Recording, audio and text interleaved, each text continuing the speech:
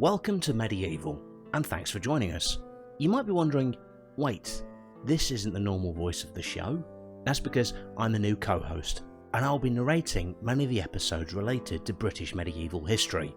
Your second question might be why the podcast has skipped from the early Middle Ages straight to an episode about Arundel Castle. That's because we wanted to spice things up a bit and dedicate several special episodes to look at a few interesting European castles and those sorts of things. Our hope is that these episodes can be fun and interesting for everyone without you having to listen to any previous episodes of the show. For example, we haven't talked about the Norman conquest yet, so I'll try to keep things simple without subtracting from the value of these episodes. Our talk on Arundel Castle will probably be split into 4 parts, thus this is the first part. So, without any further ado, Arundel Castle is, of course, located in Arundel, West Sussex, and I believe it is the second largest medieval castle in England. For several centuries it has been inhabited by the Dukes of Norfolk, but has served as a home since the 11th century. It is surrounded by 40 acres of beautiful grounds. In 1066, William of Normandy invaded England and began to assess and divide its lands. He distributed estates to many of his loyal lords on the condition that they would build fortifications in order to secure these new holdings. One of William's councillors, Roger de Montgomery, had taken care of Normandy whilst William was away campaigning in England. In recognition of his loyal service, the new King of England offered Montgomery a third of Sussex with the stipulation that he established a fortification at the mouth of the River Arun. It was crucial for the area to be defended since it controlled the supply routes from England to Normandy. A castle in this site, near the mouth of the river, would also help protect the town of Arundel from attacks coming across the sea. Arundel had probably been an important Anglo-Saxon town and may even have been a burh, a fortified settlement, which we'll talk about in season episodes. Before the Norman conquest, there was a church on the site and the remains of a 1st century Roman villa. William of Normandy was a castle builder, and one of his greatest accomplishments was introducing mass construction of castles across England. Arundel Castle was built on a naturally defensive position which overlooked the sparkling waters of the River Arun.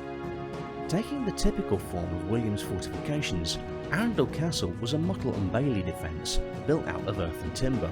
The model, or in other words, the largest artificial hill, would become the foundations of the castle's keep, in a similar process to many of England's great castles. Measuring over 30 metres high, its size could be used not only to guard the river, but to intimidate the residents of Arundel into behaving.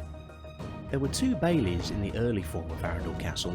The dual mounds were important because they provided space for the living quarters, which could house a reasonably sized army. It was about in 1067 or 1068 that these simple features were constructed, and Arundel Castle was established by Roger de Montgomery. Many motte-and-bailey castles of the Middle Ages were rebuilt in stone and underwent construction of large curtain walls.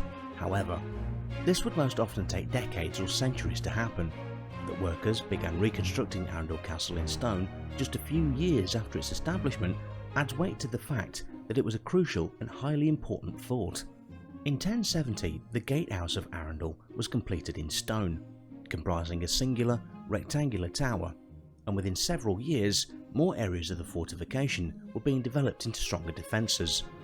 By 1086, and the time of the Domesday Book, Arundel had become a large and quickly growing medieval town with burgesses capitalising off market trade. During the time of early Norman England, the county of Sussex was divided into 5 regions, called rapes. Arundel acted as the central capital for rape administration, and throughout the Middle Ages it would come under the control of rape lords, or lords of the rape.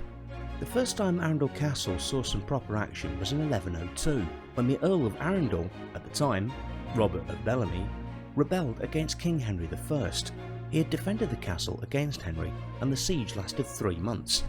Henry managed to capture the castle. So we've reached the year 1102. In the next episode of Arundel Castle, I'm going to take a look at what happens when Stephen and Matilda bring England and Normandy descending into civil war. Additionally, we'll see several major developments in Arundel Castle, including the construction of a 10-metre high keep, curtain walls and observation towers.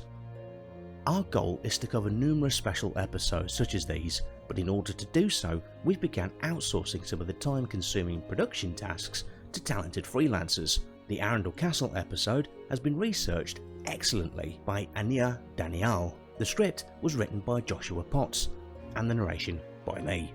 Today's episode is thanks to Patrick Donlin, a loyal backer on Patreon. If you'd like to keep the show running and ad-free, then consider becoming a member. All patrons receive a handwritten postcard from me, early access to new episodes, entry to exclusive giveaways, and the chance to listen to bonus episodes which aren't normally available. I'm immensely grateful to everyone who helps out, but if you don't have the money right now, don't feel pressured to contribute. Should you have any questions you'd like me to answer, please email them to medievalpodcast@outlook.com or contact me through my website. That's it for today, but I'll see you soon for more episodes of Medieval. Thanks for listening.